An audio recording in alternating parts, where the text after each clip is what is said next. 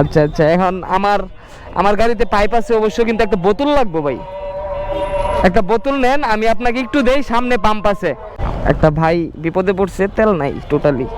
আসলে আমি গাড়িতে পাইপ রাখছিলাম এই হেল্পটা করার জন্যই।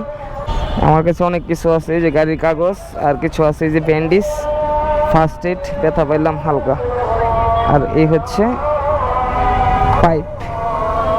ওরে পাইপ তো ভালো অবস্থাতে নাই, পাইপ তো ভাঙে গেছে গা, পাইপ অনেকটা ভাঙে গেছে। আর রে কিভাবে কি করি, এটুকের মধ্যে হইব? টান দেওয়া যাবে? দেওয়া যাবে, চেষ্টা করব।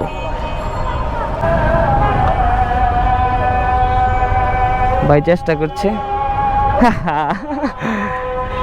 টান দিয়ে রানিং ইয়ে করেন।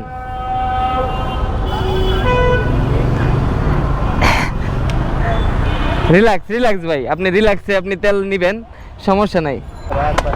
আর টান দেন।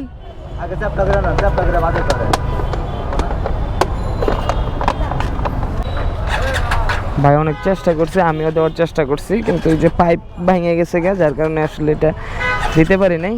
খারাপ লাগতেছে নিজের কাছে। ভাই বোতলটাও কিনে আনছিল মনে হয়।